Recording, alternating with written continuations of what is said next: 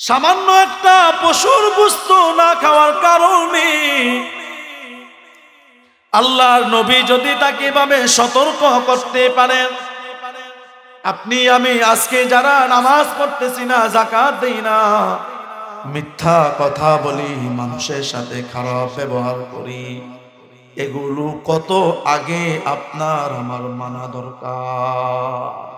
শত্রুর কাজ করতেছেন, আবার জান্নাতে যাওয়ার আশা করা বোকামি ছাড়া কিছুই নয়।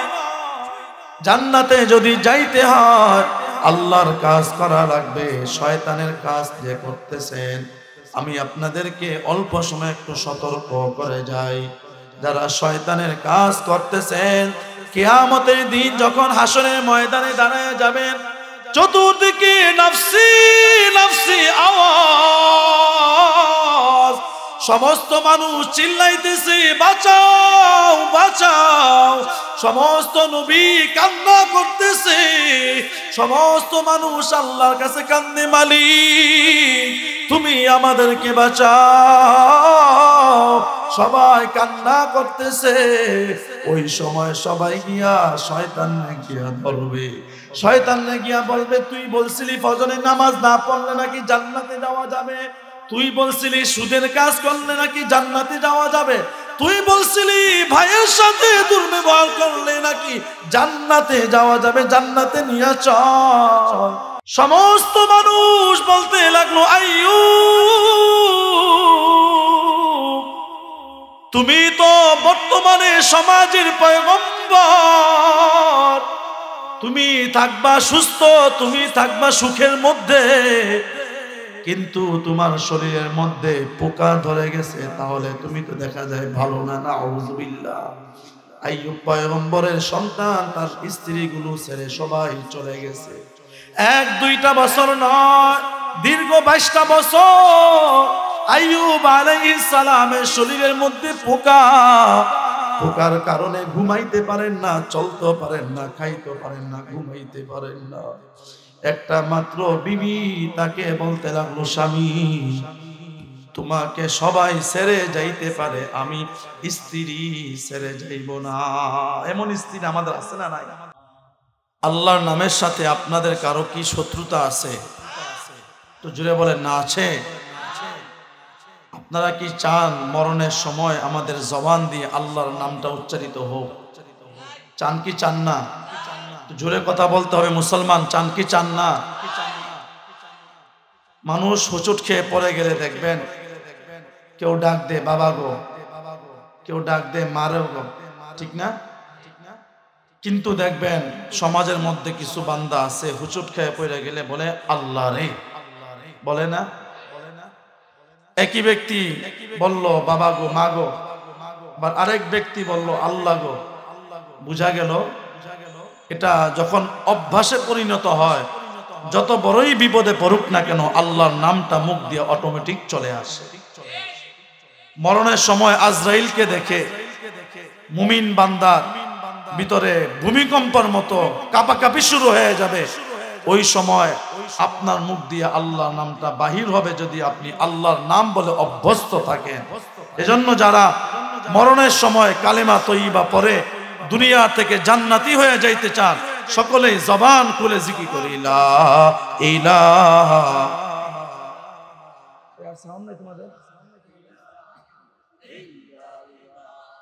লা ইলাহা ইল্লাল্লাহ, লা ইলাহা, লা ইলাহা ইল্লাল্লাহ, লা ইলাহা, লা ইলাহা ইল্লাল্লাহ মুহাম্মাদুর রাসূলুল্লাহ সাল্লাল্লাহু আলাইহি ওয়া আলিহি ওয়াসাল্লাম।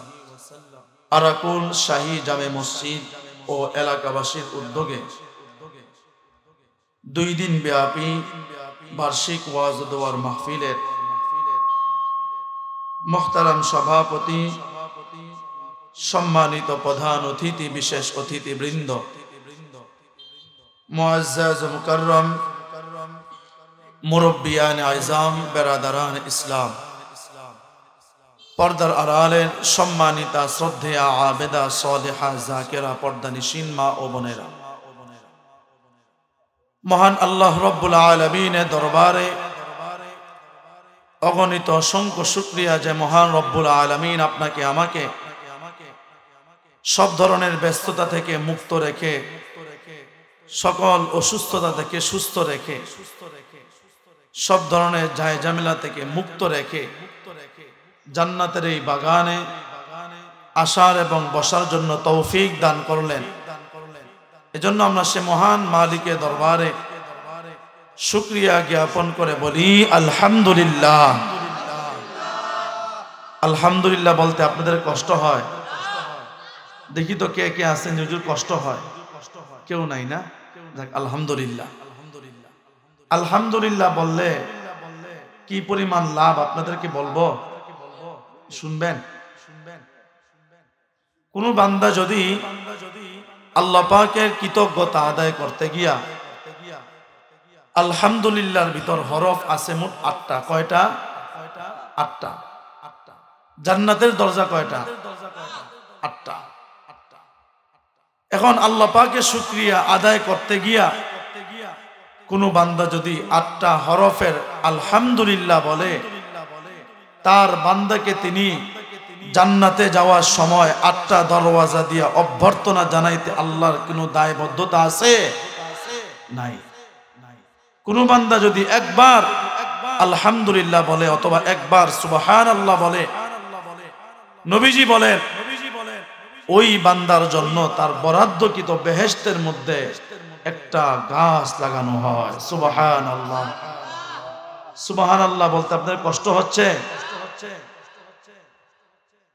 কোন বান্দা যদি একবার সুবহানাল্লাহ বলে, তার জন্য যে গাছটা লাগানো হয়, ওই জান্নাতের গাছের পরিধি এত বড়, এত বড়, দ্রুতগামী ঘোড়া যদি 500 বছর পর্যন্ত দৌড়ায়, তারপরও ওই গাছের পরিধি শেষ করতে পারবে না।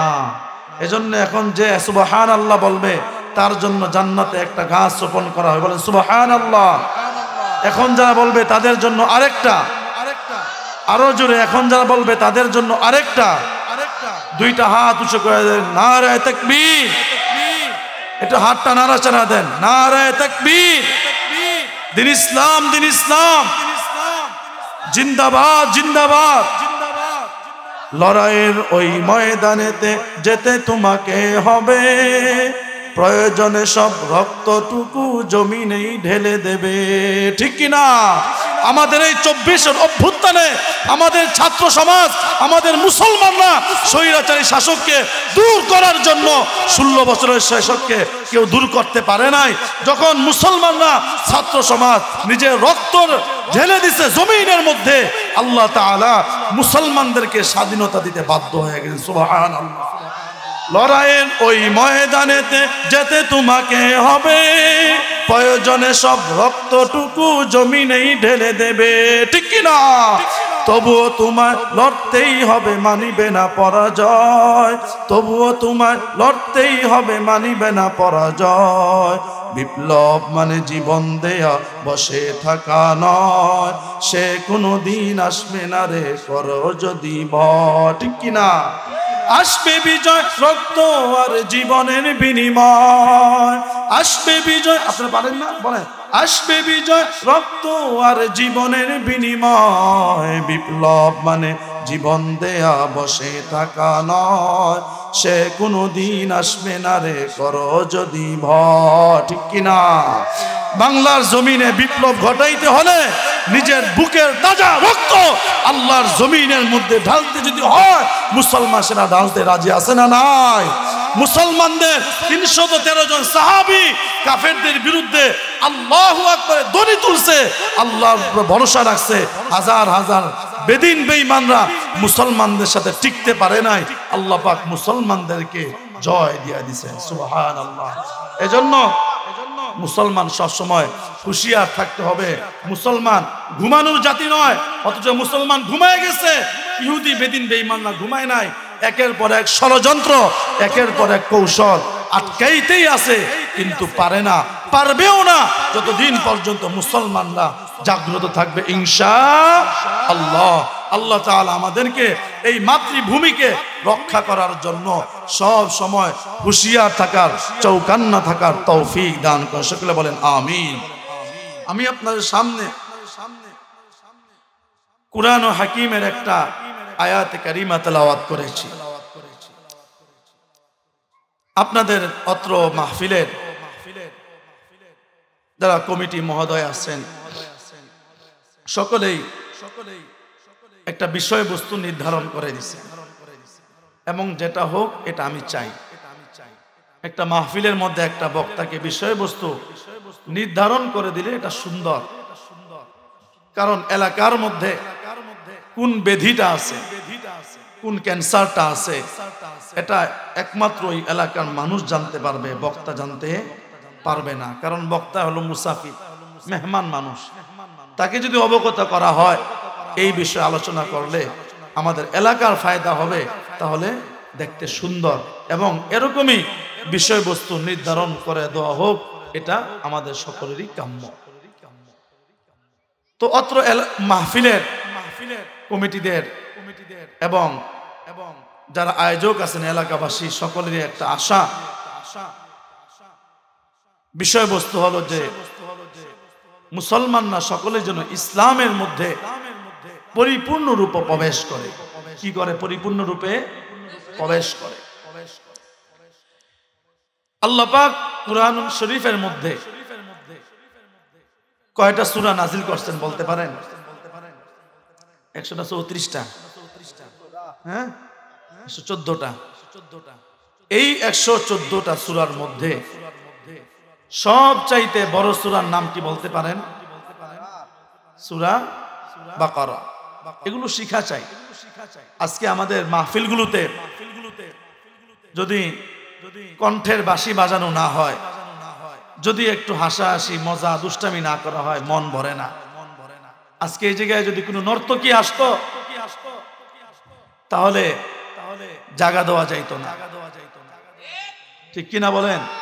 অথচ আমাদের এই মাহফিলের মধ্যে যে পরিমাণ মানুষ আছে তার চাইতে কয়েক গুণ ডাবল মানুষ মেলায় কাটাইতেছে। মেলা তো পাওয়া যাবে, দোকানপাট সব সময় আছে, জান্নাতি বাগান কতক্ষণ আছে? জান্নাতি বাগানে বসতে পারেন নাই, আপনার কপালটা পুড়ে যাবে। জান্নাতি বাগানে আসতে পারেন নাই, দিনের কিছু কথা নিতে পারেন নাই, হেলায় দুলায় জীবনটা কাটায় দিলেন, আপনাকে ওইরকমই হেলায় দুলাইয়া ফেরেশতারা এক এক করে একটা মুগের বাড়ি কবরে যাওয়ার পরে দিবে। এজন্য আল্লাহ তাআলা বলেন সফল মুমিন তো ওই ব্যক্তি ফামান যুহজিহা আনিন নার, যে নিজেকে আগুন থেকে বাঁচাইলো, ওয়া উদখিলাল জান্নাতা, এবং নিজেকে জান্নাতে ঢুকাইলো, ফাকাদ ফাজ, ওই মুমিনটা হইল সফল কাম। আমরা যারা এই জায়গায় বসছি, আমরা যারা এই জায়গায় আসছি, অন্য 10 জনের মতো আমাদেরও তো শীত লাগতেছে না? কি বলেন, লাগে না? গত কিছুদিন আগে উত্তরবঙ্গে গেছিলাম। উত্তরবঙ্গে যাওয়ার পরে জিজ্ঞাসা করছিলাম, ভাই শীত কেমন লাগে? বলছিল, হুজুর শীত কেমন লাগে এটা জিজ্ঞেস না, বলেন যে কি পরিমাণ বরফ পড়তেছে। বুঝতেছেন? ওই তুলনায় আমাদের শীত নাই বললেই চলে, অনেক কম আছে। এই শীতের মধ্যে সকলেরই মনে চায় একটু খেতা কম্বল গায়ে দিয়া ঘুমাই, সকলেরই মনে চায় বিবিরে একটু জড়ায়, সন্তান একটু জড়ায় দিলা ঘুমায়, সকলেরই মনে চায় একটু আগুনের তাপ দেই। কিন্তু এই জায়গায় আসছেন একটা জিনিস পাওয়ার আশায় তো নাকি, কি বলেন? সেটা কি? জান্নাত পাওয়ার আশায়, আগুন থেকে নিজেকে, জাহান্নামের আগুন থেকে নিজেকে রক্ষা করার জন্য। কারণ যে ব্যক্তি মুসলমান দাবি করলো কিন্তু জাহান্নামের আগুন থেকে বাঁচাইতে পারলো না, সে আর যত কিছুই হোক, নিজেকে যত বড় ইমানদার বলে দাবি করুক না কেন, সে অন্তত পক্ষে সফল ইমানদার না। আল্লাহ পাক আপনাকে আমাকে যাদেরকে এই জায়গায় নিয়ে আসছেন, প্রত্যেকেই আমরা ত্যাগ করছি। পৃথিবীর প্রতিটা মানুষ প্রতিটা ত্যাগের পিছনে স্বার্থ খুঁজে না? একজনকে ঋণ দিবে, একজনের সাথে আত্মীয়তা করবে, একজনের সাথে গল্প গুজব করবে, টাইম পাস করবে। দেখবেন সবকিছুর মূলে একটা স্বার্থ থাকে। আপনি আমি দিনের কথা শোনার জন্য আসছি। পৃথিবীর প্রতিটা মানুষ যেমন কিছু করার সময়, কোনো কাজ করার সময় একটা চাওয়া থাকে। কি বলেন? আপনার ছেলে কি আপনার দোকানে এমনি এমনি খাটবে, না কিছু দিলে খুশি হবে? কথা বলেন না, দিলে খুশি হবে না? খুশি হবে। ঠিক তদ্রূপ বান্দার একটা কালচার, বান্দার একটা চরিত্র, যে আমি কোনো কিছু করলে তো কিছু পাওয়ার আশা করি। জান্নাতের বাগানে যে আসলাম, কিছু পাওয়ার আশা আছে না আপনাদের? এই জান্নাতের বাগানে আসলে কি হয়? আল্লাহ নবী রাসূল করিম সাল্লাল্লাহু আলাইহি ওয়া আলিহি ওয়াসাল্লাম একেবারে বিশেষ করে নিজের পাক জবানে এই যারা এই ত্যাগ করার জন্য জান্নাতের বাগানে আসে তাদের জন্য সুন্দর করে একটা নয়, দুইটা নয়, তিনটা সারপ্রাইজ হাদিস আপনাদের জন্য বলে গেছেন। সুবহানাল্লাহ। পয়গম্বরে আরবি রাসূল করিম সাল্লাল্লাহু আলাইহি ওয়া আলিহি ওয়াসাল্লাম বলেন, পৃথিবীর জমিনে একটা ফেরেশতার দল আছে, তাদের কোনো কাজ নাই। তাদের একটা কাজ আছে, জমিনের মধ্যে কোন জায়গার মধ্যে আল্লাহর জিকির করা হয়, জমিনের মধ্যে কোন জায়গায় দ্বীনের কথা বলা হয়, পৃথিবীর জমিনের মধ্যে কোন জায়গায় আল্লাহ এবং রাসূলের কথা বলা হয়, ওই রকম মজমা, ওই রকম সভা, ওই রকম মজলিস ফেরেশতারা খুঁজতে থাকে। যখন এরকম একটা মজমা পাওয়া যায়, আল্লাহর নবী বলেন ফেরেশতারা তাদের নূরের পর দিয়া মজলিসটাকে ঢেকে নেয়। সুবহানাল্লাহ। অন্য বর্ণনায় পাওয়া যায়, যেই মজলিসের মধ্যে কুরআনের কথা বলা হয়, ওই মজলিসে চতুর্পার্শ্ব আল্লাহ রহমতের ফেরেশতারা বেষ্টন করে ফেলে। সুবহানাল্লাহ। রহমতের ফেরেশতারা বেষ্টন করিয়া একজনের কাঁধের উপর আরেকজন ফেরেশতা এভাবে কাতার বন্দী হয়ে দাঁড়ায়। আল্লাহর নবী বলেন, ওয়ানাজালাত আলাইহিমুস সাকিনাহ। এই মাঠের মধ্যে প্রতিদিন খেলাধুলা করা হয়, মাঝে মধ্যে দেখবেন জমিনের মধ্যে গান বাজনা তবলা বাজানো হয়, জমিনটা নাপাক হয়ে যায়। এই মাঠের মধ্যে দেখবেন খেলাধুলা করা হয়, বাজি ধরা হয়, হারাম কাজ করা হয়। কিন্তু যখন দিনের বিকাল বেলা থেকে আল্লাহর নামের আওয়াজ শুরু হয়ে গেছে, আল্লাহর নামের আওয়াজ এই মাঠের মধ্যে চলতেছে, এই মাঠটার খেলার মাঠ নাই, নবীজির ভাষ্য মতে জান্নাতের বাগান হয়ে গেছে। শুধুমাত্র জান্নাতের বাগান হয় নাই, নবী বলেন ওয়ানাজালাত আলাইহিমুস সাকিনাহ। পৃথিবীর কারো রহমত নাজিল হয় না, যার সন্তুষ্টি পাওয়ার জন্য তুমি আমি এসেছি, যার ভালোবাসা পাওয়ার জন্য তুমি আমি আসছি বন্ধু, ওই আল্লাহর রহমত নাজিল হইতে থাকে। সুবহানাল্লাহ। আল্লাহর রহমত একের পর এক আপনার আমার প্রত্যেকের উপর আসতে থাকে।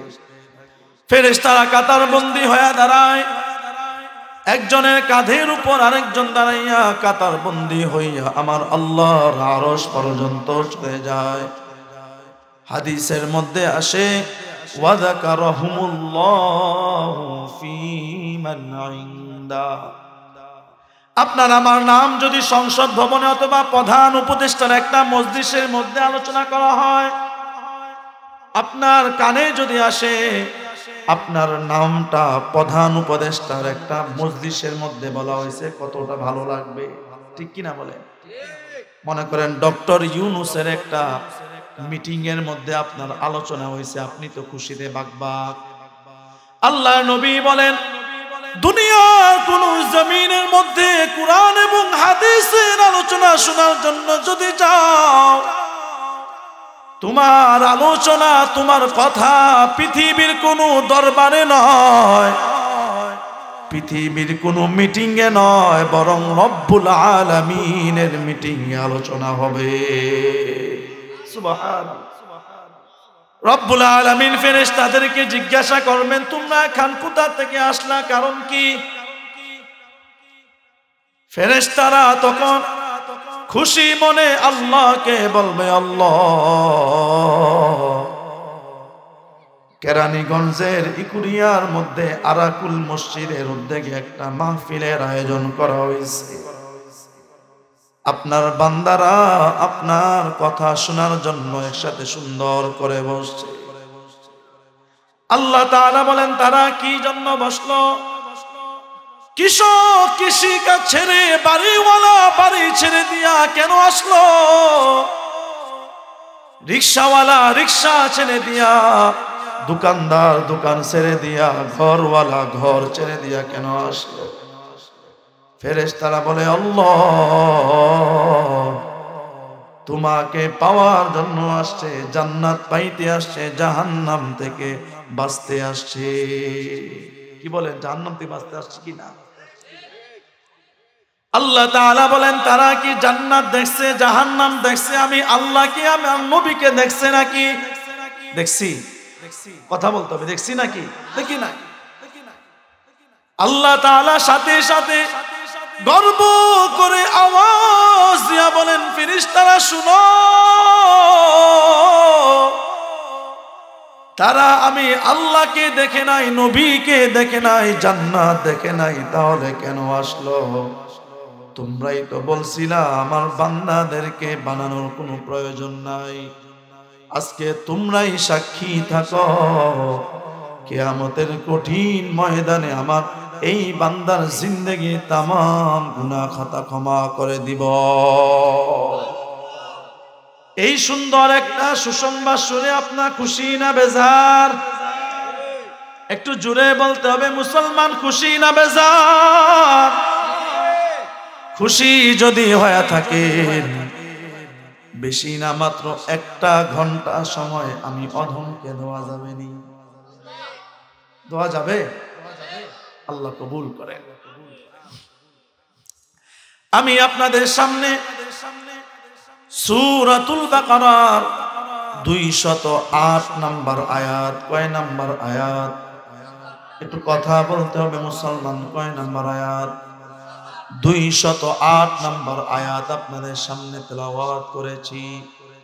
এই আয়াতের মধ্যে আল্লাহ তাআলা তার বান্দাদেরকে সতর্ক করে একটা বাণী আপনার আমার জন্য পাঠিয়ে দিয়েছেন। সুবহানাল্লাহ। সূরার নাম কি? সূরা বাকারা। কুরআন শরীফের সবচাইতে কি বড় সূরা। আয়াত নাম্বার কত? 208। আল্লাহ তাআলা এই আয়াতের মধ্যে তিনি সুন্দর করে কাকে ভালোবাসেন, কি বলেন, আল্লাহ কাকে ভালোবাসেন এটা জানা দরকার আছে না নাই? এই আয়াতের মধ্যে আল্লাহ তাআলা সুন্দর করে তার জিবরাইল আলাইহিস সালামের মাধ্যমে, তার নবীর মাধ্যমে আপনাকে আমাকে জানায় দিয়েছেন। আল্লাহ তাআলা বলেন, বিসমিল্লাহির রহমানির রহিম।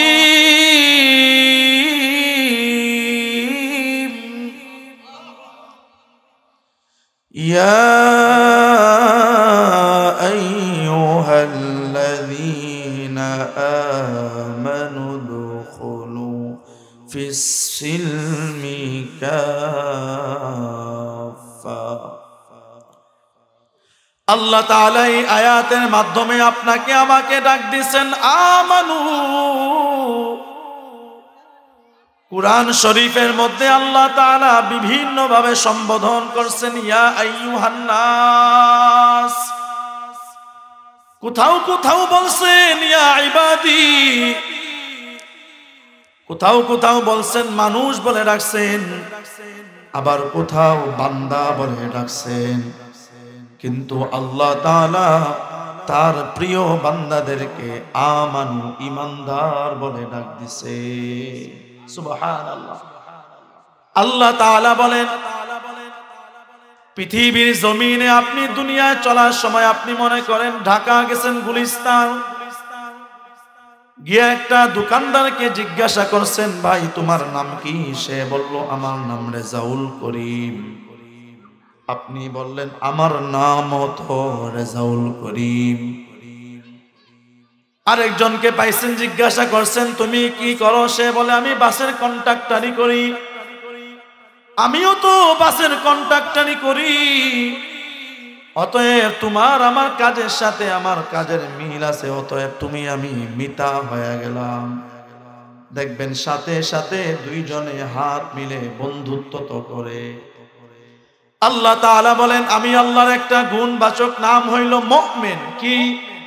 মুমিন। আপনার আমার একটা গুণবাচক নাম আছে মুমিন। আল্লাহ তাআলা বলেন নামে নামে মিল হয়ে গেছে, মিতা হয়ে গেছি। আমিও তোমাদের আপন, তুমিও আমাদের আপন। আমি আল্লাহ যেমন তোমাদের আপন, তোমরাও আমি আল্লাহর আপন। এই জন্য আমি আল্লাহ দয়া থেকে আপন বানাইয়া ডাক দিছি আমানু। মনের কানটা লাগে শুনো, উদখুলু ফিস-সিলমি কাফা। ইসলামের মধ্যে, ধর্মের মধ্যে তোমরা পরিপূর্ণভাবে প্রবেশ করো, যথেষ্টভাবে প্রবেশ করো। কি করো? পরিপূর্ণভাবে প্রবেশ করো। প্রশ্ন হয় মালিক আমরা তো মুসলমান আছি, তাহলে আপনি যে বললেন মুসলমান ধর্মের মধ্যে যেন পরিপূর্ণভাবে প্রবেশ করি, আমরা তো ঈমানদার, আমরা তো মুসলিম, তাহলে কেন বললেন? একটা প্রশ্ন আসে কি আসে না? একটু কথা বলতে হবে, আসে কি আসে না? আসে। একটা উদাহরণ দিলে সুন্দর করে বুঝবেন। মাঝে মধ্যে দেখবেন আমাদের মুরব্বীরা ছোট বাচ্চা অথবা যুবকদেরকে বলে বেটা মানুষ হইলি না, বলে কি না? অথবা বাবাই দেখবেন সন্তানকে বলে বেটা মানুষ হইলি না, কোনদিন মানুষ হবি?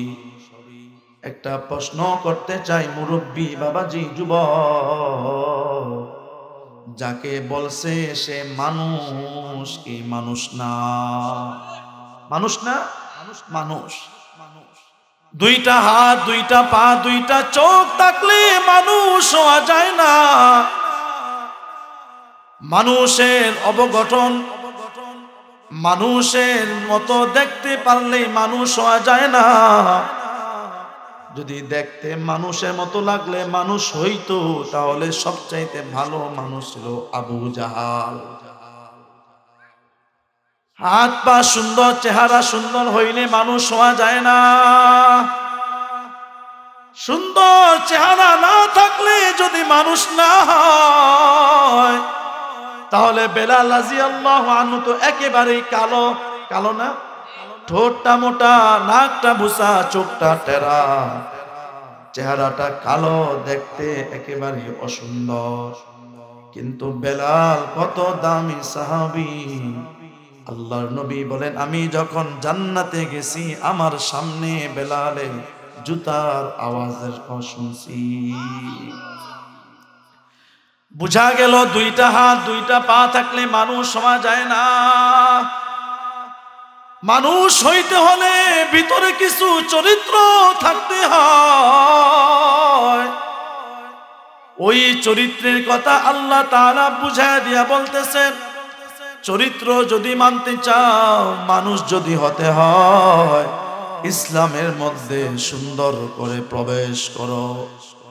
ইসলামের মধ্যে যদি সুন্দর করে প্রবেশ না করো, তুমি মুসলমান হইতে পারো ঠিক, কিন্তু খাঁটি ইমানদার হতে পারবা না। ঠিক কিনা বলেন? এজন্য আজকে আমরা জানবো কেমনে আমি আপনি ইসলামের মধ্যে পরিপূর্ণভাবে প্রবেশ করতে পারি। আপনি আমি জন্মের পর আল্লাহ তাআলা 24তম পারার 19তম পৃষ্ঠার 3 নম্বর লাইনে গিয়ে একটা কথা পাইবেন। আল্লাহ তাআলা বলেন, ইন্নাল্লাযীনা ক্বালু রাব্বুনাল্লাহ, নিশ্চয় আপনি আমি স্বীকার সব সময় করি আপনার আমার প্রভুকে। আল্লাহর নামটা নিতে কি কষ্ট হয়? একটু সুন্দর করে বলেন, আপনার আমার প্রভুকে। আপনি আমি স্বীকার করছি আপনার আমার প্রভু আল্লাহ। আল্লাহ তাআলা বলেন, মুখে বললে হবে না,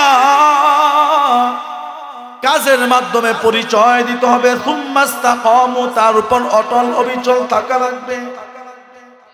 আপনি আমি ইসলামের অনুসারী, মুখে বললে চলবে না রে বন্ধু, কাজে পরিচয় দিতে হবে। মুসলমান দাবি করি কিন্তু নামাজ পড়ি না, মুসলমান দাবি করি কিন্তু দাড়ি রাখি না, মুসলমান দাবি করি কিন্তু আমি আপনি মিথ্যা কথা বলি, মুসলমান দাবি করি কিন্তু আমি আপনি সুদ ঘুষ খাই। তাহলে কি ইসলামের মধ্যে পরিপূর্ণ ঢুকা হইল? একজন মানুষ ঘরের ভিতর ঢুকে গেছে, একটা পাও ঘরের ভিতরে দিছে আর একটা পাও ঘরের বাইরে। ভিতরের মানুষটা বলতেছে তুমি ভালো করে ভিতরে ঢুকো, আর যে বাহিরে আছে সে বলবে তুই বাহিরে আসো। মাঝ বরাবর আসো কেন বলবে না? আল্লাহ তাআলা বলেন, মুসলমান দাবি করছো কিন্তু তুমি ইসলাম মানতেছো না, নামাজ পড়তেছো না, এটা মুসলমানিত্ব নয়। ইসলাম যদি সুন্দর করে মানতে হয় তাহলে নামাজ পড়া লাগবে, যাকাত দেওয়া লাগবে, সুদ থেকে বাঁচতে হবে। সুদ থেকে যদি বাঁচতে না পারি, নামাজ যদি পড়তে না পারি, মুসলমান নাম থাকবে ঠিক, কিন্তু কোনদিন জান্নাতি হওয়া যাবে না। ঠিক কিনা? বহু মানুষ আছে দেখবেন ইসলাম দাবি করে, নিজেকে নবীর আশিক দাবি করে, যদি নিজের নামে কেউ কখনো খারাপ কথা বলে তার সাথে কথা বলে না, তার সাথে মারপিট লাগায়। নিজের স্বার্থের বিরুদ্ধে কেউ কোনো কথা বললে দেখবেন কি ধরনের জ্বালা যন্ত্রণা। কিন্তু আপনার আমার আল্লাহ, আপনার আমার সৃষ্টিকর্তা, আপনার আমার পয়গম্বর, আপনার আমার রাহবার রাসূলের বিরুদ্ধে যদি কেউ কথা বলে, আমরা দেখতে পাই বহু মুসলমান বাংলার জমিনে আছে কিন্তু কোনো প্রতিবাদ আমাদের চোখে পড়ে। দলের জন্য আমি আপনি প্রতিবাদ করতে পারি, নেতার জন্য প্রতিবাদ করতে পারি, মুসলমান নিজের জন্য প্রতিবাদ করতে পারি, কিন্তু মুসলমান যদি আল্লাহর জন্য রাসূলের জন্য প্রতিবাদ করতে না পারে, আজীবন সব সময় মুসলমানদের গোলামির জীবন কাটাইতে হবে। ঠিক কিনা? আজকে ইহুদি খ্রিস্টান বেদিন নাসারাদের তাকিয়ে দেখেন, তারা কোনোদিন কিন্তু গোলামির আচরণ করতেছে না, তাদের গোলামি তাদের ভিতর নাই। কিন্তু মুসলমানই সব সময় আমেরিকার সাথে, ফ্রান্স, মালয়েশিয়ার সাথে কর দিয়ে চলা লাগে, তাদেরকে বাপ বাপ ডাকে চলা লাগে। ঠিক কিনা? কিন্তু মুসলমান তো থাকবে বীরের মতো, মুসলমান থাকবে বাদশার মতো। বাদশার মতো থাকতে পারে না কেন? আল্লাহ এবং তার রসুলকে মানা না মানা। আল্লাহ এবং তার রসুলকে মানতে হবে। আল্লাহ এবং তার রসুলকে যদি মানতে না পারি, তাহলে আমি আপনি ইসলামের মধ্যে ঢুকতে পারবো না। আর ইসলামের মধ্যে যদি ঢুকতে না পারি, তাহলে কোনোদিন নিজেকে জান্নাতি ভাবা সন্দেহ ছাড়া কিছুই হবে না। কেমন ভাবে ইসলামের ভিতর ঢুকতে হবে? ছোট্ট একটা ঘটনা বলি, বুঝতে পারবেন। ইসলামের মধ্যে কেমন ভাবে ঢুকতে হবে এখান থেকে একটা শিক্ষণীয় বিষয় আছে। আল্লাহ নবীজির একজন সাহাবী বেদিন ছিল, অমুসলিম ছিল, নবীজির হাতে হাত রেখে মুসলমান হয়েছে।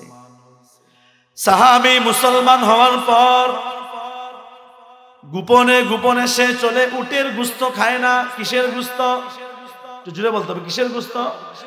উটের গোশত খায় না। সাহাবায়ে কেরামরা লক্ষ্য করলেন আমাদের অমুক সাহাবী ভাই দেখা যায় উটের গোশত খায় না, অতএব কি করা যায়? সাহাবায়ে কেরামরা নবীজির কাছে গিয়া বললেন, পয়গম্বর, আমাদের অমুক সাহাবী মুসলমান হয়েছে কিন্তু উটের গোশত খাওয়া হালাল, তারপরেও খায় না।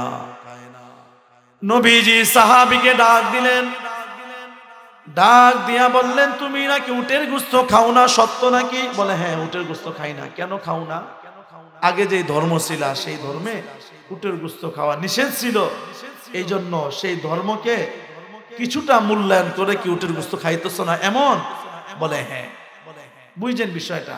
নামাজও না, রোজাও না, হজ যাকাত কিছুই না, একটা পশুর গোশত। বুঝতে পারতেছেন? একটা পশুর গোশত।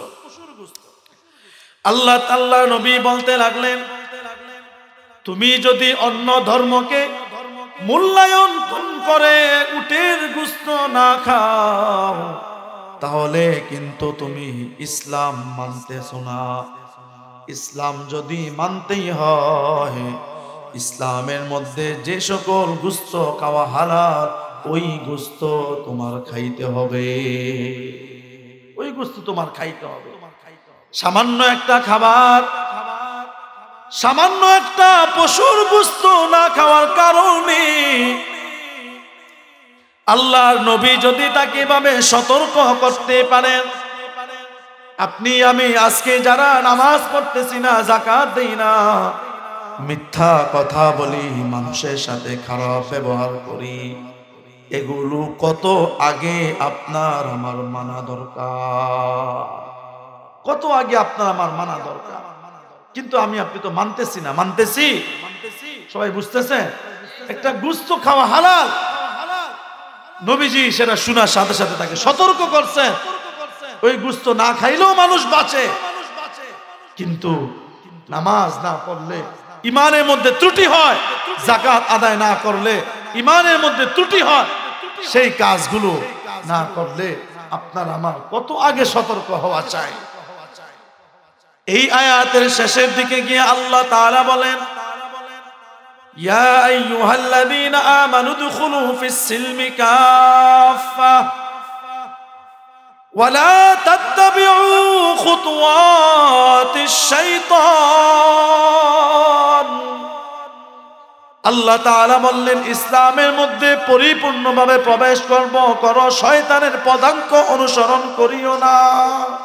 শয়তানের পদাঙ্ক কি করিও না? সামান্য ই করো ভাই, অনেক কষ্ট দিছে কথা বলে। ওয়ালা তাত্তাবিউ খুতুওয়াতিশ শাইতান, শয়তানের পদাঙ্ক অনুসরণ করিও না। কথাটা কে বলছেন? একটু কথা বলতে হবে, মুসলমানকে বলছেন।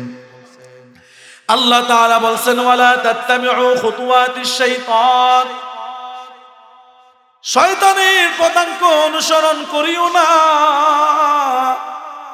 কি জন্য করবা না? আল্লাহ তাআলা বলেন, ইন্নাহু লাকুম আদুউম মুবিন। তুমি আমি আপনি নিজের পাশে মানুষটা যে জায়গা জমি নিয়া আপনার আমার জায়গা জমি মেরে দিল, তাকে আমি আপনি শত্রু ভাবি। আপনার আমার সাথে যে খারাপ ব্যবহার করলো, তাকে শত্রু ভাবি। আপনার আমার সাথে যে চিট করলো, তাকে আমি আপনি শত্রু ভাবি। আল্লাহ তাআলা বলেন, না না না, তোমার প্রকাশ্য শত্রু ইবলিস তোমার সাথেই আছে। তোমার শত্রু তোমার পিছনেই লাগায় আছে বন্ধু। ওই ইবলিসকে যদি তুমি আমি আপন বানাই, তাহলে জাহান্নামে যাওয়া লাগবে। আর ওই ইবলিসকে যদি তুমি আমি শত্রু ভাবতে পারি, তাহলে জান্নাতে যাইতে পারবো। এ মুসলমান ইমানদার আল্লাহর গোলাম, আল্লাহ তাআলা বলেন, শয়তানের পদাঙ্ক অনুসরণ করিও না। নামাজ না পড়লে শয়তানের কাজ, মিথ্যা কথা বলা শয়তানের কাজ, তুমি আমি সুদ খাই সেটা হলো শয়তানের কাজ, তুমি আমি মিথ্যা বলি সেটা শয়তানের কাজ, তুমি আরেকজনের সাথে বাটপারি করি সেটা হলো শয়তানের কাজ। কার কাজ? শয়তানের কাজ করলে জান্নাতে যাইতে পারবো না, জাহান্নামে যাইতে পারবো। কথা বলতে হবে মুসলমান। একটু আগে সাউন্ডটা ফিক্স করো, এটা রাখো, হ্যাঁ এটা রাখো, এটা রাখো। শয়তানের কাজ করলে তুমি আমি জাহান্নামে যাব, আল্লাহর নবীর কাজ করলে তুমি আমি জান্নাতে যাব। এখন আজকের থেকে হিসাব কিতাব মিলাও, তুমি আমি জান্নাতে যাইতে চাই নাকি জাহান্নামে যাইতে চাই? কোথায় যাইতে চান? জান্নাতে যদি যাইতে হয় আল্লাহ তাআলাকে মানতে হবে, রাসূলের আদর্শ পথ মানতে হবে। রাসূলের আদর্শ মানা ছাড়া জান্নাতে যাওয়া আশা করা বোকামি ছাড়া কিছুই নয়। জান্নাতে যদি যাইতে হয় নবীকে মন থেকে মানতে হবে। নবীকে সাহাবায়ে কেরামরা কেমন মানছেন, ছোট্ট একটা ঘটনা বললে সুন্দর করে বুঝতে পারবেন। আল্লাহর নবীজির একজন সাহাবী হযরতে আবু বকর সিদ্দিক রাদিয়াল্লাহু আনহু, নাম শুনছেন? নাম কি? আবু বকর সিদ্দিক। আবু বকর সিদ্দিক রাদিয়াল্লাহু আনহুর পিতার নাম ছিল আবু কুহাফা। আবু কুহাফা একদিন নবীজির আবু বকর সিদ্দিক রাদিয়াল্লাহু আনহুর সামনে বসে আবু বকরকে গালমন্দ করতে লাগলো। আবু বকর মাথাটা নিচু করে বসে আছে, কিছুই বলে না, বাবা গালি দিতেছে। এক পর্যায়ে আবু কুহাফা নবীজিকে নিয়ে খারাপ কথা বলতে লাগলো। আবু বকর সাথে সাথে মাথাটা উঁচু করে ফেলছে। মাথাটা উঁচু করার পর দেখা যায় চেহারার মধ্যে লাল, রাগান্বিত হয়ে যাইতেছে। আবু বকরের বাবা আবু কুহাফা নবীজিকে বারবার খারাপ কথা বলতেছে। আবু বকর বলতে লাগলো, বাবা আরেকবার যদি নবীকে খারাপ কথা বলো গো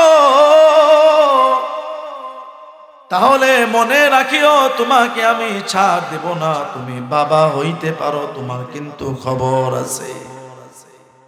আবার যখন খারাপ কথা বলছে আবু বকর সাথে সাথে হাতের মুঠটা শক্ত করে বাবার গালের চোয়ালের মধ্যে একটা আঘাত বসায় দিছে। সুবহানাল্লাহ। আবু কুহাফা বলতে লাগলো, তুই এটা কি কাজ করলি? এটাই কি ইসলামের মধ্যে শিখায়?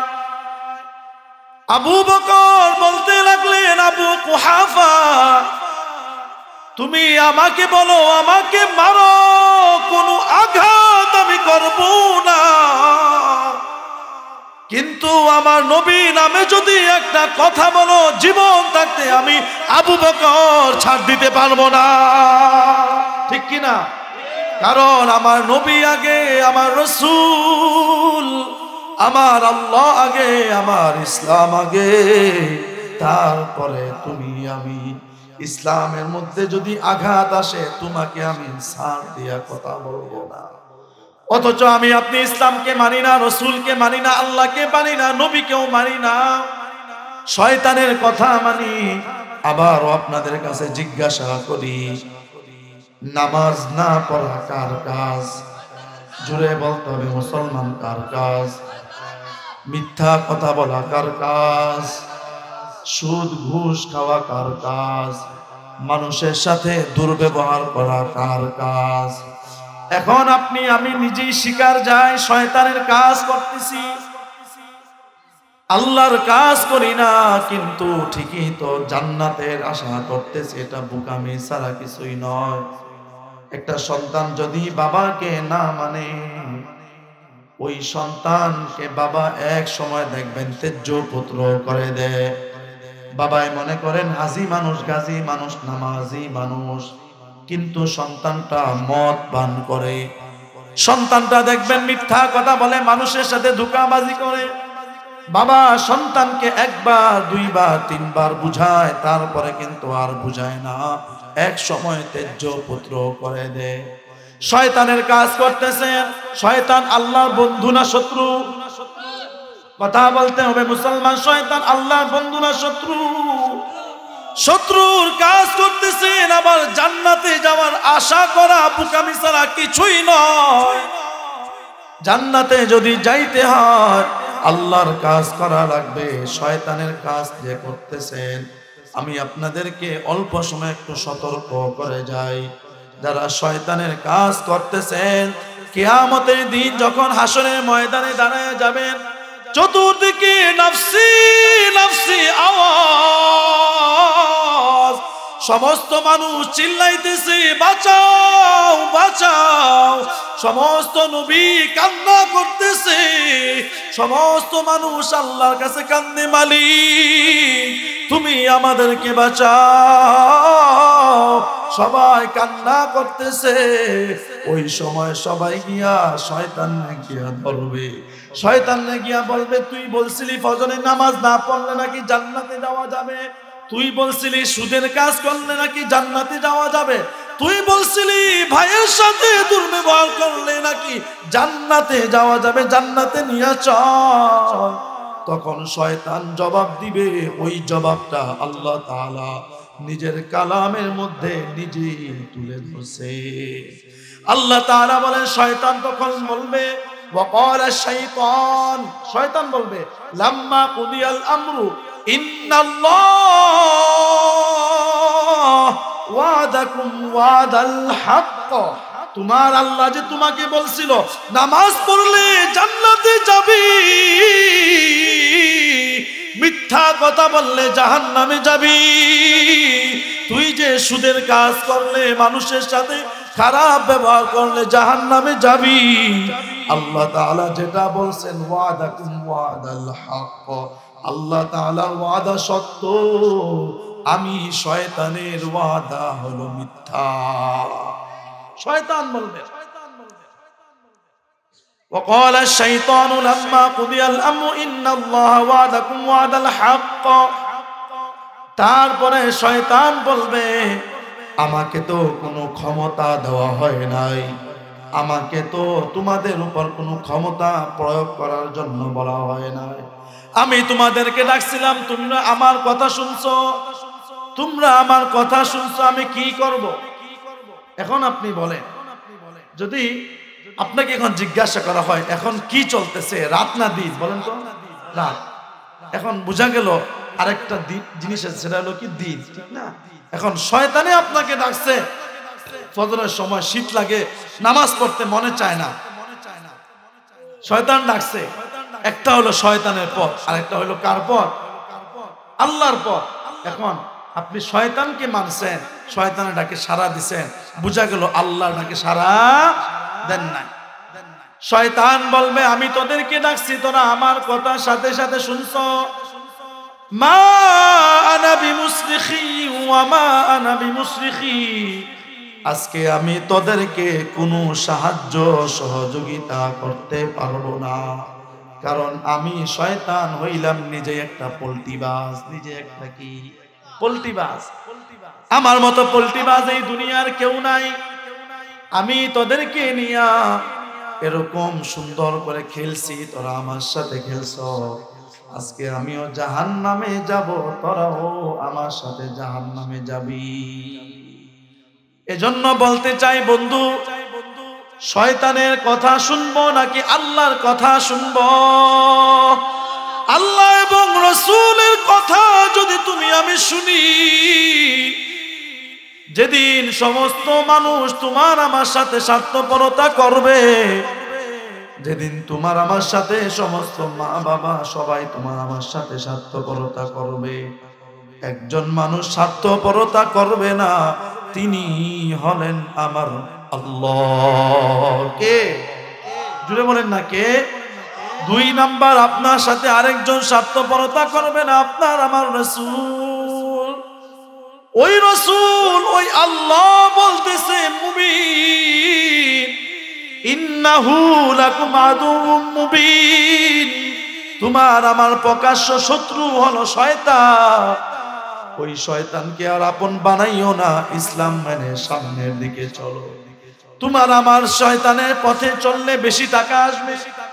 যদি আপনি খেলার মধ্যে বাজি ধরেন টাকা আছে, যদি আমি আরেকজনের সাথে সুদের ব্যবসা করি কিন্তু ভালোই টাকা আছে।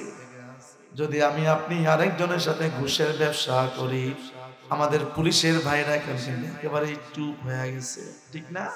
কারণ পকেট ভরে না। কিন্তু তারা বুঝে না বর্তমান যেই অবস্থা আছে এটাই হইল শান্তির পথ, ঠিক কিনা? ঘুষ খাইবা 10,000, ঋণ থাকবে 30,000, ঘুষ খাইবা 1 লক্ষ, তোমার শরীর তোমার পরিবারের মানুষের মধ্যে রোগ ব্যাধি ডাক্তার দেখাইতে দেখাইতে মাসে লাগবে 3 লক্ষ। কিন্তু নবীর পথে যদি চলো, ইসলামের মধ্যে যদি পরিপূর্ণভাবে প্রবেশ করো, দেখবা একটা রিকশাওয়ালা কত শান্তিতে আছে, অথচ একটা বাড়িওয়ালা ঘুমের ট্যাবলেট না খাইলে ঘুম হয় না, ঠিক কি না? কারণ শান্তি দেওয়ার মালিককে একটু জোরে বলতে হবে মুসলমান, শান্তি দেওয়ার মালিককে। শান্তি দেওয়ার মালিক আমার আল্লাহ। সুখ টাকা দিয়া কিনা যায়, শান্তি টাকা দিয়া কিনা যায় না।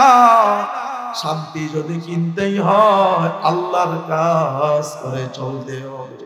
একজন প্রকৃত মুসলমান, একজন প্রকৃত মুমিন নিজের উপর যতই কষ্ট আসুক কিন্তু কোনদিন আল্লাহর পথ ছাড়ে না।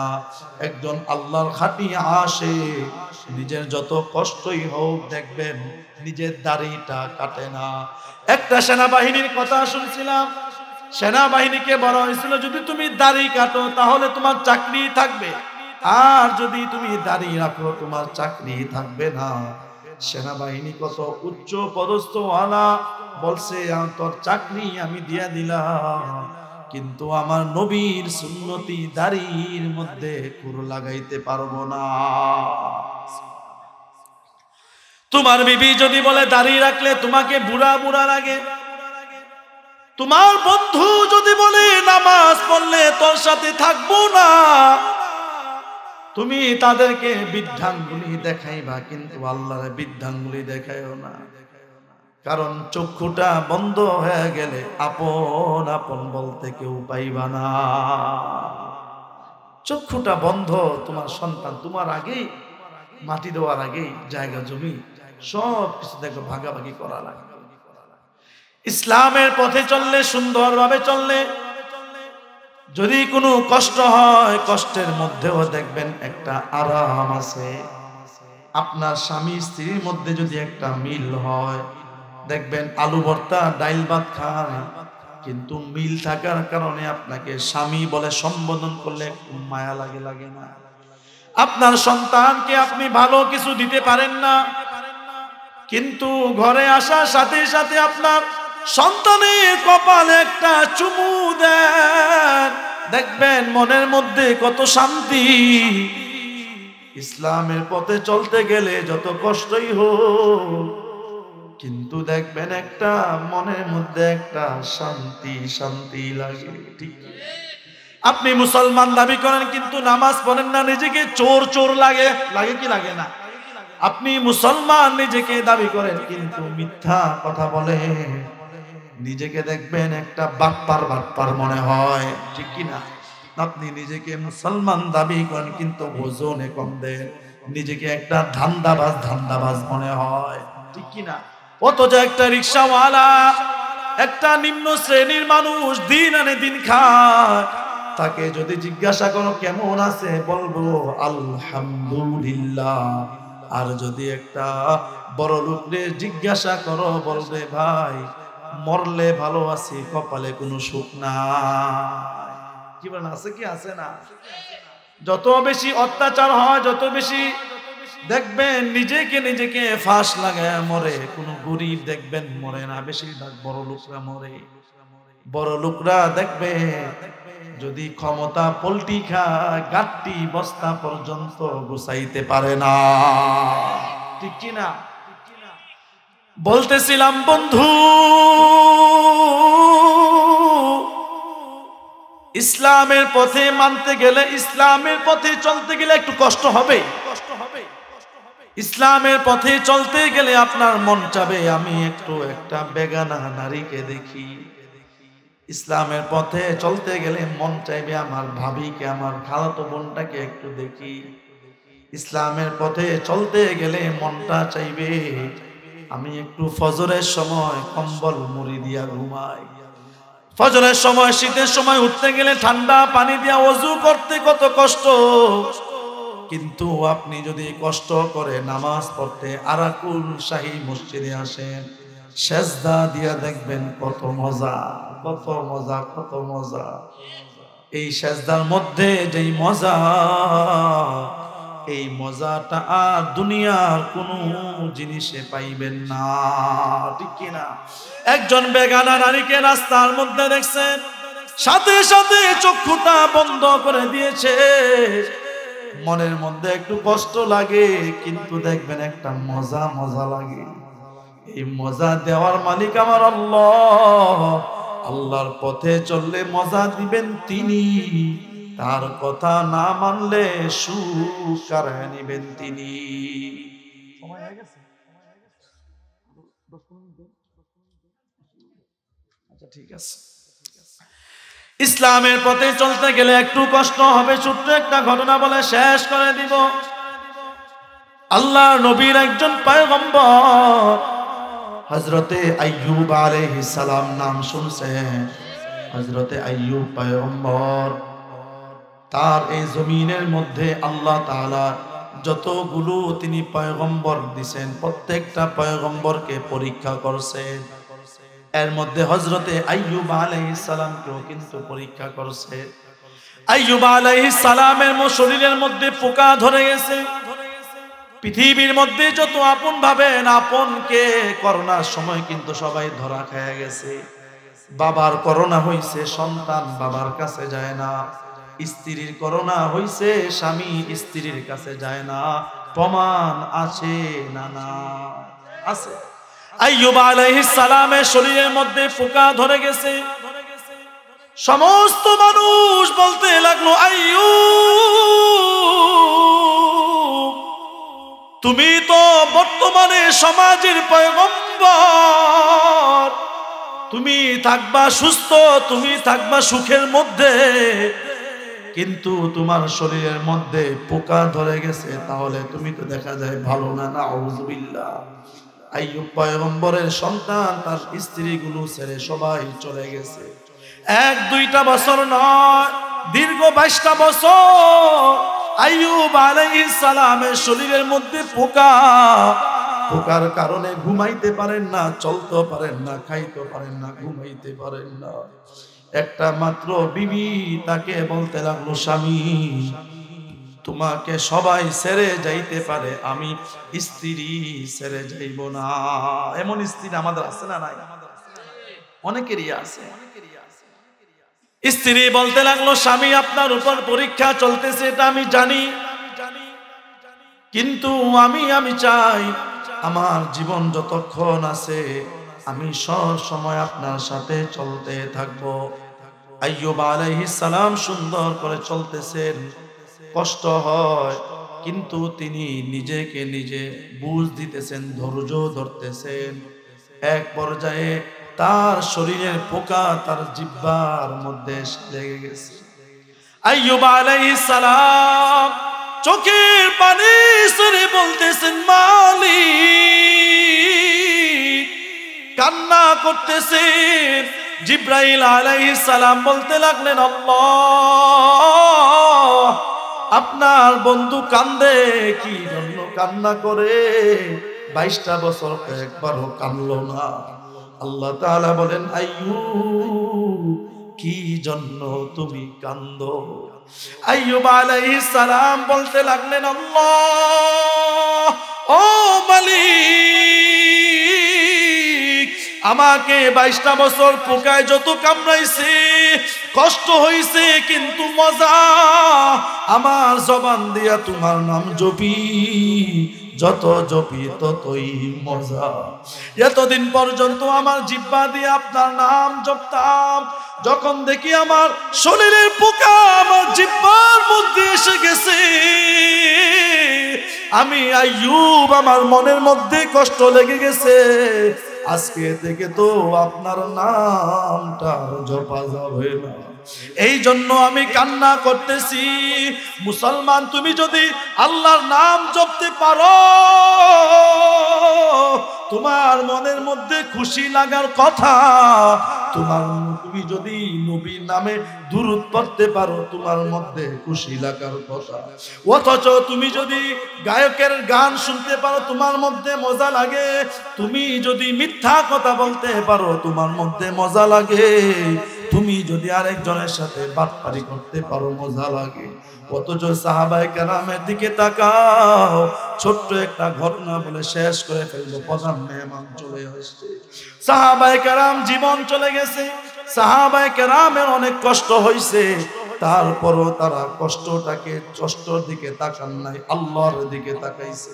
তাদের অনেক সমস্যা হয়েছে, মা বাবা বাড়ি ঘর সব ছাড়ছেন, কিন্তু তারা আল্লাহকে ছাড়েন নাই, ইসলামকে ছাড়েন নাই, নবীকে ছাড়েন নাই, কিছুই ছাড়েন নাই। আল্লাহ নবীর একজন সাহাবী হযরতে খাব্বাব রাদিয়াল্লাহু আনহু, নাম শুনছেন আপনারা? খাব্বাব রাদিয়াল্লাহু আনহু, হযরতে ওমর ফারুক রাদিয়াল্লাহু আনহু একবার মসজিদের মধ্যে বসে ওয়াজ করতেছেন আর বলতেছেন, কে কি পরিমাণ ইসলামের জন্য কষ্ট করছো। সবাই নিজের কাহিনী শুনাইতেছে। হযরতে খাব্বাব রাদিয়াল্লাহু আনহু দাঁড়াইয়া আওয়াজ দিয়ে বলতে লাগলেন, আমিরুল মুমিনিন, সবার জীবন কাহিনী শুনলেন, আমি খাব্বাবের জীবন কাহিনী কি শুনবেন না? বলে তিনি বলতে লাগলেন, আমিরুল মুমিনিন, নিজের জিহ্বাটা বার করে দিয়ে বলেন, দেখেন আমার জিহ্বার কি অবস্থা। আমিরুল মুমিনিন তাকায় দেখেন জিহ্বার মধ্যে টিউমারের মতো হয়ে গেছে। আমিরুল মুমিনিন হযরত ওমর জিজ্ঞাসা করতে লাগলেন, ভাই খাব্বাব, তোমার জিহ্বার এই অবস্থা কেন? তিনি সাথে সাথে পিঠের কাপড়টা সরায় ফেলছে। পিঠের কাপড়টা সরাইয়া দেখতেছে পিঠের মধ্যে চামড়া নাই, হাড্ডি দেখা যায়। আমিরুল মুমিনিন জিজ্ঞাসা করলেন, ভাই খাব্বাব, তোমার জিহ্বা, তোমার পিঠের এমন অবস্থা কেন? তোমার শরীরের এই অবস্থা কেন বলবা? খাব্বাব রাদিয়াল্লাহু আনহু বলতে লাগলেন, বলতে গেলে আমার চোখ দিয়া পানি বাহির হবে। আমিরুল মুমিনিন বলতে লাগলেন, বলো, তোমার জীবন কাহিনী শুনলে আমাদের তাজা প্রাণটা তাজা হয়ে যাবে। খাব্বাব রাদিয়াল্লাহু আনহু বলতে লাগলেন, আমি ইসলাম ধর্ম গ্রহণ করার পর আমার মনিব কাটা গাছ আমার মুখের মধ্যে একের পর এক আঘাত করেছে। আঘাতের কারণে আমার জিহ্বাটা খান খান হয়ে গেছে। আমিরুল মুমিনিন, আমার জিহ্বার কি অবস্থা হয়েছে। আমাকে আমার মনিব আমাকে গরম উত্তপ্ত মরুভূমির মধ্যে একের পর এক টানছিল, কিন্তু আমার মনে কোনো কষ্ট নাই, কারণ ইসলামের জন্য কষ্ট করলে মনের মধ্যে একটা মায়া লাগে। মুসলমান ইমানদার, নামাজ পড়লে কষ্ট হবে, শীতের মৌসুমের মধ্যে মজা। দাঁড়িয়ে রাখলে অপর মানুষ আপনাকে আমাকে খারাপ বলবে, এর মধ্যে একটা মজা।